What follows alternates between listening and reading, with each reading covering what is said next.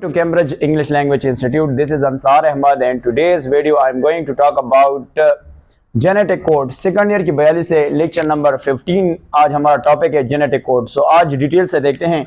चलो स्टार्ट करते हैं कि जेनेटिक कोड क्या है.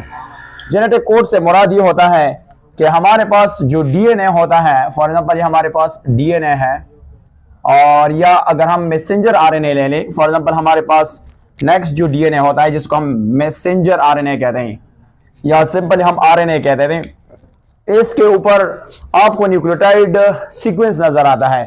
फॉर एग्जांपल यहाँ पे ए होता है, T C ji A T C होता है. इस न्यूक्लियोटाइड सीक्वेंस को हम क्या कहते हैं? हम इसको जेनेटिक कोड कहते हैं. अब ये जो जेनेटिक कोड होता है, अगर मैं इसको ए टी सी ले लूं तो ये जो हमारे पास जो ट्रिपलेट्स है ये क्या करता है? ये आगे स्पेसिफाई करता है अमाइनो एसिड के लिए, अमाइनो एसिड के लिए. ये ट्रिपलेट्स क्या करता है? जिसको हम कहते हैं, अगर ये डीएनए पे होता है तो इसको कोड कहते हैं, अगर ये मैसेंजर आरएनए पे कहते हैं उसको हम क्या कहते हैं? कोडान कहते हैं. इसको डिटेल से देखते हैं. ये जो आपको ट्रिपलेट नजर आता है ये क्या बनाएगा? Amino acid. और अमाइनो एसिड मिल के क्या बनाएगा? वो बनाएगा प्रोटीन. वो क्या बनाएगा? प्रोटीन. और अमाइनो एसिड के दरमियान जो बॉन्ड बनेगा उसको हम कहते हैं पॉलीपेप्टाइड बॉन्ड बन जाएगा. दो अमाइनो एसिड के दरमियान जो बॉन्ड होगा उसको पेप्टाइड बॉन्ड कहते हैं, और दो से ज्यादा के दरमियान जो बॉन्ड होगा उसको पॉलीपेप्टाइड बॉन्ड कहते हैं. अब आपने इसको किस तरह डिफाइन करना है? आप इसको डिफाइन कर सकते हैं कि जो न्यूक्लियोटाइड सीक्वेंस है डीएनए के ऊपर या आरएनए के ऊपर, और वो डिटरमाइंस करता है स्पेसिफिक अमाइनो एसिड सीक्वेंस के लिए, और उससे क्या बनता है? उससे एक प्रोटीन बनता है या इसको पॉलीपेप्टाइड बनता है. पॉलीपेप्टाइड बॉन्ड जो है ना बनता है, उसको हम क्या कहते हैं?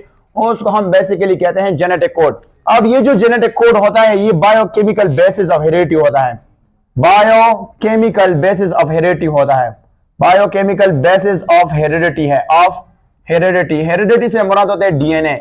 ये डीएनए की क्या है? बायोकेमिकल. बायोकेमिकल से मुराद होता है एडेनिन, थायमिन, साइटोसिन. ये सारे किसकी? हेरिडिटी की बेसिस है, बुनियाद इसको हम कहते हैं. अच्छा, ये यूनिवर्सल होता है. ये जो जेनेटिक कोड होता है ये यूनिवर्सल होता है. अब यूनिवर्सल से क्या मुराद होता है? यूनिवर्सल से मुराद ये होता है कि हमारे पास एक है जिसका नाम है AGA.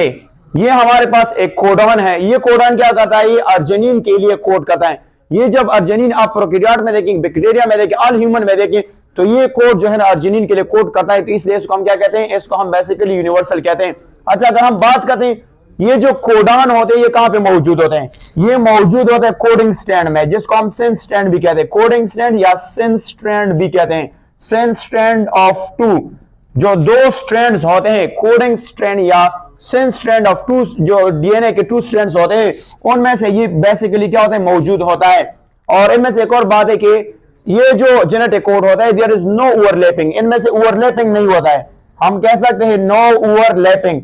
इनमें से लैपिंग नहीं होता है. ओवरलैपिंग से क्या मुराद होता है? मैं आपको बताता हूं कि हमारे पास ये जो न्यूक्लियोटाइड है तो अब किस तरह आ सकते हैं? ATC आ सकता है, फिर होना क्या है कि GAT आ जाए. अगर आपने इस पे रिपीट कर दिया, ये आपको फॉर एग्जांपल मैं कहता हूं ये वाला जो T है, तो अगर आपने इस तरह लिखेंगे TCG कर दिया तो आपके पास ये जो T है ये आपने क्या कर दिया? ओवरलैप कर दिया. अगर आप इस तरह करेंगे CG और A करेंगे तो आपके पास ये जो C है ये आपने क्या कर दिया?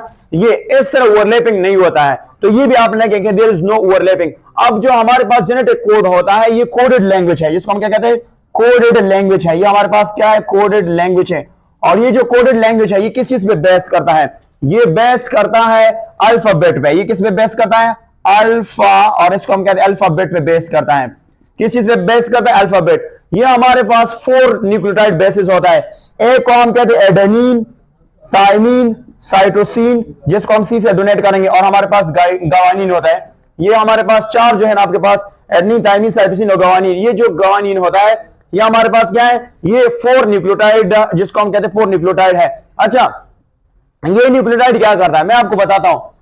3 टर्म्स आपने सीखना है. एक का नाम है कोड, और दूसरे का नाम है कोडॉन, और तीसरे का नाम है जिसको हम कहते हैं एंटीकोडॉन. जिसको हम कहते हैं कोडॉन. अब इनमें से क्या फर्क होता है? जब ये ट्रिपलेट, ये चूंकि 3 लेटर का कॉम्बिनेशन होता है, अगर ये 3 लेटर कॉम्बिनेशन डीएनए पे होता है इसको कोड कहते हैं. अगर ये 3 लेटर मैसेंजर आरएनए पे आ जाता है तो फिर उसको हम क्या नाम रखेंगे? अगर ये मैसेंजर आरएनए पे आ जाता है तो फिर उसको हम कोडॉन का नाम देते हैं. और अगर ये ट्रांसफर आरएनए पे आ जाता है तो इसको हम क्या नाम रखेंगे, इसको हम एंटी कोडान कहते हैं। अच्छा, आपको ये भी पता है कि कोडान क्या करेगा, अमाइनो एसिड बनाएगा और अमाइनो एसिड से आगे क्या बनेगा, प्रोटीन जो है वो बन जाता है। उस प्रोसेस को हम प्रोटीन सिंथेसिस कहते हैं। इसके बाद हम इंशाल्लाह उसको डिस्कस करते हैं। अच्छा, अगर हम यहाँ पे देखेंगे तो हमारे पास 4 न्यूक्लियोटाइड है, हमारे पास 4 न्यूक्लियोटाइड है, इसको ए, टी और हमारे पास सी और जी है।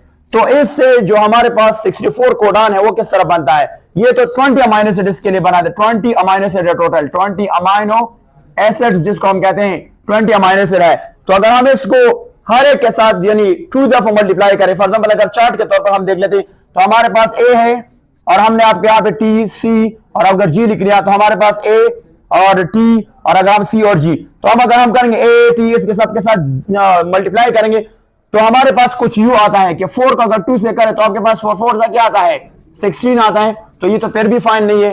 तो फिर साइंटिस्ट ने सोचा कि इसको हम क्या करेंगे, 3 ले लें, ये 3 यूनिक कॉम्बिनेशन ले ले।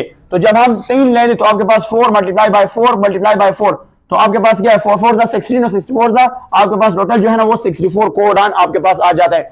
इन 64 में आपको क्या बात आपको समझने की जरूरत है, एक पॉइंट आपने याद करना है कि हमारे पास ये जो 44 यानी 64 है, इनमें से एक का नाम है स्टार्ट कोडान और जो बाकी 3 है इसको हम क्या कहते हैं, जो 3 रहता है उसको हम कहते हैं स्टॉप कोडान। एक होता है स्टार्ट कोडान, एक होता है स्टॉप कोडान।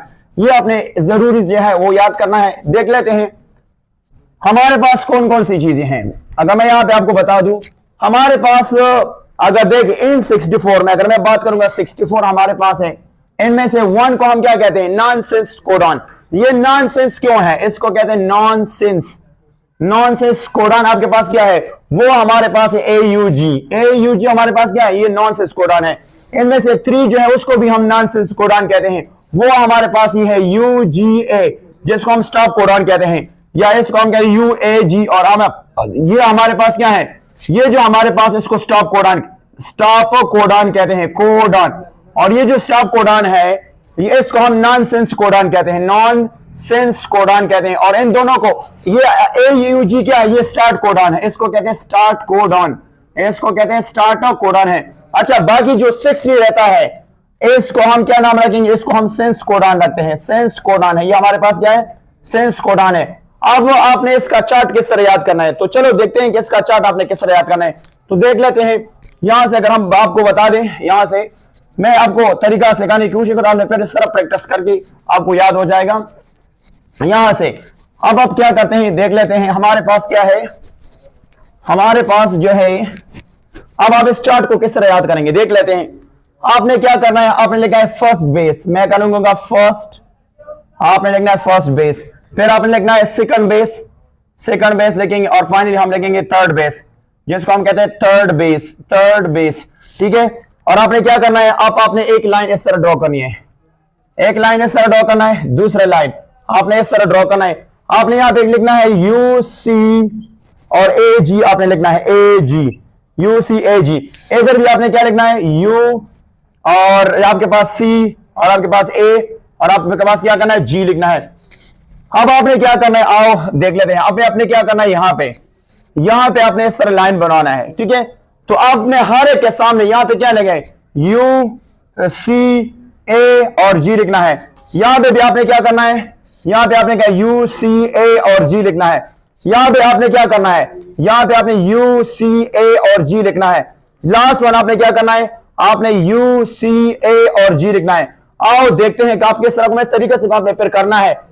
तो आपके पास क्या आएगा, ये फर्स्ट वन आपके पास U और आपने क्या है, U लगाना है। फिर आपने U आपने क्या लिखना है, C लगाना है। फिर आपने कहा U इसके साथ और आपके पास A लगाना है।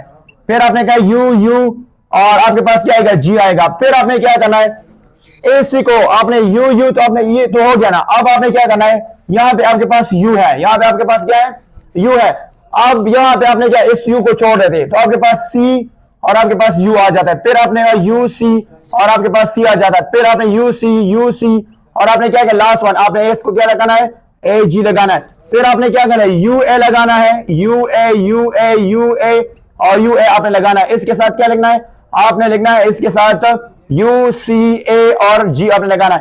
फिर आपने UG करना है, UG आपने सबके साथ GG लगाना है, GG। और आपने कहा UCA ए और जी, इस तरह आपने सारे, फिर आपने क्या करना है, आपने इसको इस तरह करके साथ इसको ऐसे ले लें और करने, तो आप पूरा क्रॉस जो है ना आप इसको कर सकते हैं। अगर आपने इसके बारे में डिटेल से जानना है तो ये तो मैंने आपको आप कर सकते हैं। अगर आपने इसके पूरे शॉर्ट देखना तो मेरा नेक्स्ट वीडियो जो है वो फर्स्ट ईयर की बायोलॉजी में जो सेकंड चैप्टर है बायोमॉलिक्यूल के चैप्टर में, तो आप उससे उसको देख सकते हैं। अच्छा, आते हैं हम इसमें से कुछ और बातें कर देते हैं। यहां से अगर मैं इसको रेस करूं तो हमारे पास कुछ और पॉइंट्स है, वो भी देख लेते हैं। यहां से ये तो हमने आपको तरीका सिखा था किसका जो है वो मेथड किस तरह है। और देख लेते हैं हमारे पास कुछ और टर्म है। अब अगर हम देखते हैं कि ये तो हमारे पास 64 कोडान आते हैं और हमारे पास 20 अमीनो एसिड, तो ये किस तरह होते हैं। तो अब आपको ये बात याद होना, इनमें से ऐसे कोडान है जो वो क्या करता है, जो 1 कोडान है वो 1 को कोड करता है, 1 अमीनो एसिड के लिए कोड करता है। फॉर एग्जांपल आपके पास है ट्रिप्टोफान, हमारे पास क्या ट्रिप्टोफान के लिए सिर्फ एक अमीनो एसिड है, ट्रिप्टोफान के लिए सिर्फ एक कोडान है, एक से ज्यादा कोडान नहीं है। अगर हम बात करें कुछ ऐसे हैं जिसके लिए कितने चाहिए, जिसके लिए 4 कोडान है। फॉर एग्जांपल मैं यहां लूंगा 4 कोडान है, कोडान है, उसको हम वेलिन कहते हैं। वेलिन के लिए आपने कितना 4 कोडान है। कुछ ऐसे हैं जिसके लिए 6 कोडान है, 6 कोडान है। और इसका एग्जांपल है सीरीन, इसका एग्जांपल है सीरीन, और इसके साथ यानी इसको हम कहते हैं लोइसिन भी है। क्या है हमारे पास लोइसिन, यानी लोइसिन भी इसका एग्जांपल है। अच्छा, अगर हम देख लेते हैं इसके अलावा अगर हम बात करते हैं ऐसे प्रॉपर्टीज को क्या कहते हैं कि हमारे पास एक अमीनो एसिड के मोर देन 1 कोडान होते हैं, तो ऐसे प्रॉपर्टी को हम डीजेनरेसी कहते हैं। डीजेनरेसी, इसको हम कहते हैं डीजेनरेसी। अब डीजेनरेसी से क्या मुराद होते हैं, आओ देखते हैं। हमारे पास एक, अगर हम यहां पे लेके यू ए और हमारे पास ए जी है, तो अगर ये देखो ये 2 कोडान है और ये क्या करता है, एक अमीनो एसिड के लिए कोड करता है जिसका नाम है ग्लूटामिक एसिड, ग्लूटामिक एसिड के लिए कोड कर रहा है। तो ऐसे प्रॉपर्टीज को हम क्या कहते हैं, डीजेनरेसी कहते हैं। हाँ, इनमें से एक और पॉइंट है जिसको हम कहते हैं रिडेंडेंसी। रिडेंडेंसी किसको कहते हैं, रिडेंडेंसी से मुराद ये होता है कि ये तो एक अमीनो एसिड है इसके लिए मोर देन 1 कोडान होता है, बट ये यूजफुल होता है। इनमें से कोई एम्बिग्यूटी नहीं है, एम्बिग्यूटी जो है ना इसमें क्या है, इनमें से कोई एम्बिग्यूटी पाया नहीं जाता है। अच्छा, बट अगर हम थोड़ा सा और देख लेते हैं कि हमारे पास जो जेनेटिक कोड होता है ये यूनिवर्सल होता है, मैंने आपको बताया। फॉर एग्जांपल AGA ये बैक्टीरिया में अर्जिनिन के लिए कोड करता है, और जो हमारे पास ऑल ऑर्गेनिज्म है ये अर्जिनिन के लिए कोड करता है।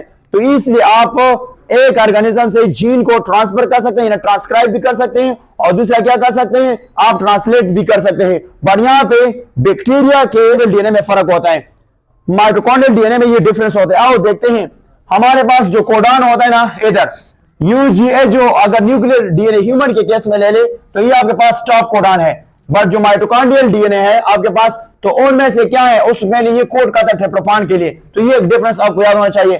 AUG जो है ना यहाँ पे आपके पास क्या है, आइसोल्यूसिन के लिए कोड करता है, उधर क्या करता है, मीथाइनिन के लिए कोड कर रहा है। यहाँ पे आपके पास AGA और आपके पास AGG ये अर्जिनिन के लिए कोड करता है, उधर क्या है, ये स्टॉप कोडान है। तो ये क्या है, माइटोकॉन्ड्रियल डीएनए में थोड़ा सा डिफरेंस है।